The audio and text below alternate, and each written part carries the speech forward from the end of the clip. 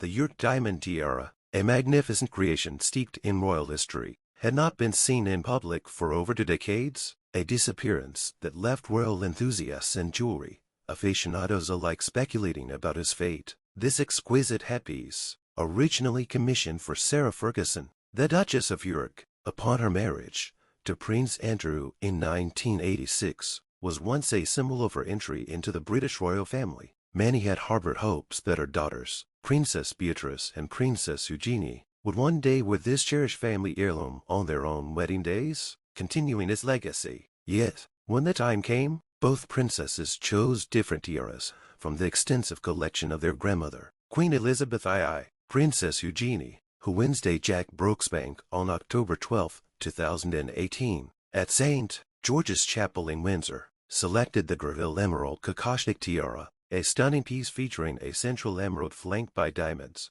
known for its Art Deco elegance. Meanwhile, Princess Beatrice, marrying Eduardo Mapelli Mountsazi on July 17, 2020, in a smaller ceremony at the Royal Chapel of All Saints, opted for Queen Mary's French tiara, a versatile and historic jewel that had famously been worn by Queen Elizabeth II herself on her wedding day in 1947. These decisions left the York tiara conspicuously absent from the spotlight, fueling rumors that it had been quietly sold off or tucked away in some forgotten vault. That narrative persisted until 2023, just a few months ago as of this writing on March 11, 2025, when the tiara's whereabouts were dramatically revealed, reigniting fascination among royal watchers worldwide.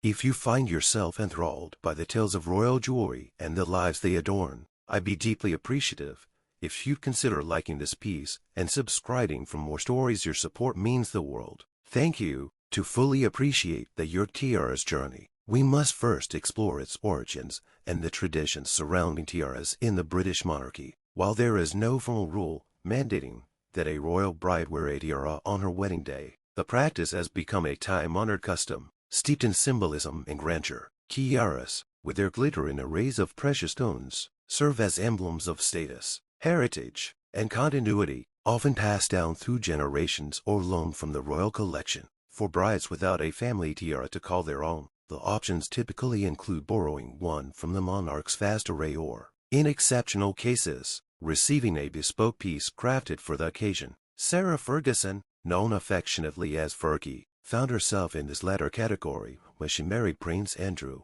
the second son of Queen Elizabeth II, on July 23, 1986, at Westminster Abbey. In a gesture that underscored her welcome into the royal fold, the Queen commissioned a bespoke diamond tiara from Geard Co., the esteemed jewelry house that had served the British crown since 1843, crafting treasures like the imperial state crown. This commission was no mere afterthought. It included not only the tiara, but also a matching set of diamond earrings and a necklace, all tailored to reflect Sarah's vivacious personality and distinctive sense of style. What makes this gift even more remarkable is that, unlike many royal jewels that revert to the crown upon divorce or death, Sarah retained possession of the tiara and its accompanying pieces. After her 1996 divorce from Prince Andrew, a rare exception in the annals of royal protocol, the tiara's debut at Sarah's wedding was a moment of theatrical brilliance, carefully orchestrated to reflect her transformation from commoner to duchess. As she arrived at Westminster Abbey, her veil was adorned with a delicate wreath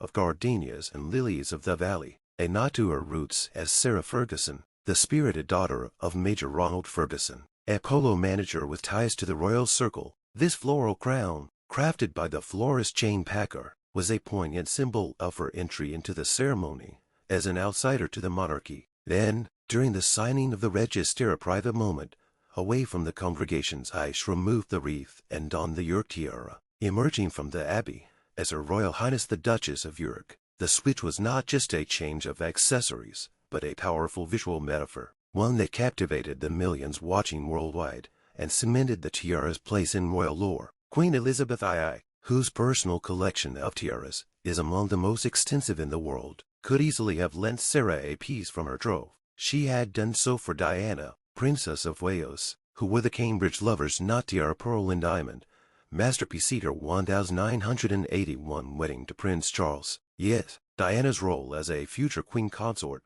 perhaps warranted such a loan from the royal vault, whereas Sarah, as the wife of a duke unlikely to ascend the throne, received a personalized gift instead. The York tiara, with its floral-inspired diamond swirls and elegant simplicity, was designed to suit Sarah's effervescent charm, distinguishing it from the more regal, imposing pieces worn by queens and princesses destined for the crown.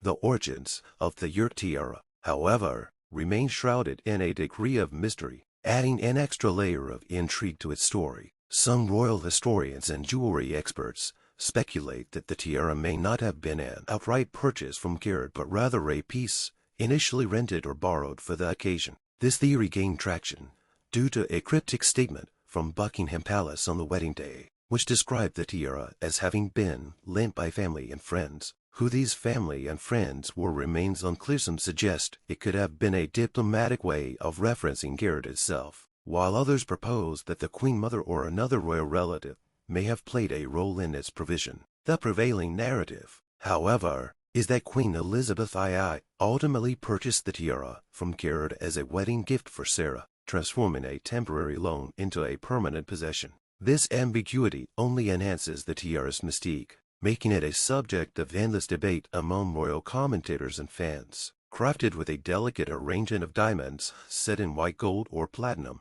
the tiara's design is both timeless and versatile, featuring scrollwork and floral motifs that echo the romanticism of the Victorian era, while remaining modern enough for Sarah's contemporary flair. Its accompanying necklace and earrings, though less documented, are said to mirror this aesthetic, creating a cohesive suite that Sarah wore with pride during her years as a working royal.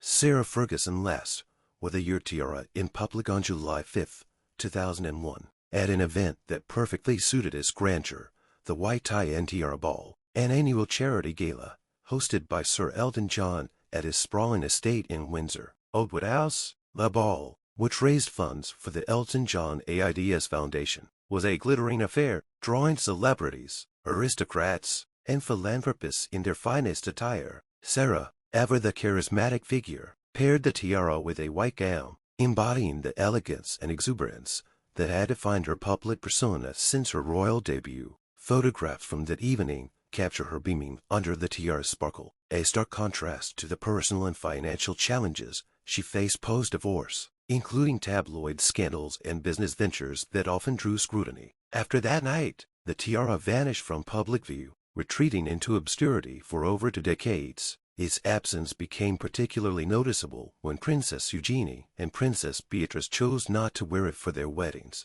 Eugenie's selection of the Greville Emerald tiara, with its vivid green stones and intricate diamond lattice, was a bold statement, reflecting her artistic sensibility and her close bond with her grandmother, who lent her the piece. Beatrice's choice of Queen Mary's French tiara, meanwhile, carried deep sentimental weight. Originally made for Queen Mary in 1919, it had been adapted into a necklace before being restored as a tiara for the Queen's 1947 wedding to Prince Philip. Both tiaras, steeped in royal history, overshadowed the York tiara, leading many to assume it had been sold off discreetly, perhaps to settle debts or simply because it no longer held a place in the family's narrative.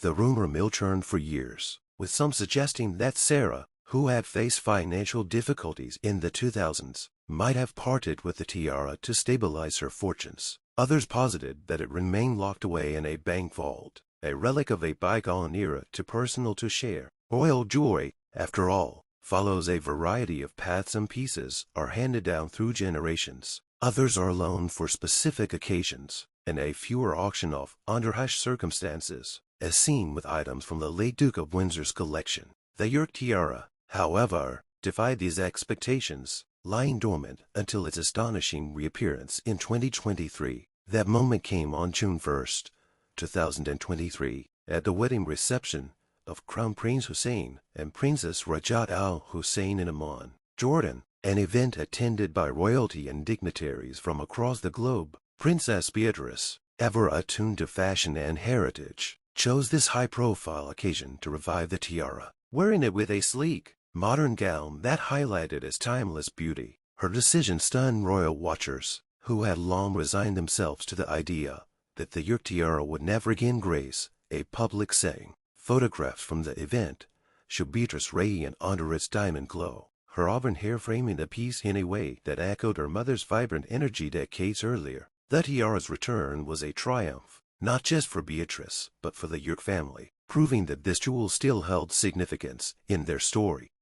Thank you for joining me on this expansive exploration of the York Tiara's remarkable saga. I'd love to hear your impressions. Please share your thoughts below. And if you've enjoyed this deep dive into royal history, consider liking and subscribing for more tales of crowns, jewels, and the lives they illuminate. From its creation in 1986 as a gift for Sarah Ferguson to its dazzling revival by Princess Beatrice in 2023, the York Tiara stands as a symbol of resilience and reinvention, a hidden gem that waited patiently for its moment to sparkle once more. As we look to the future, one can only wonder when and where it might appear next, perhaps on another York bride, or perhaps as a cherished relic displayed for all to admire. For now, its return to the spotlight is a gift to royal enthusiasts everywhere, a glittering reminder that even the most elusive treasures can find their way back into the light.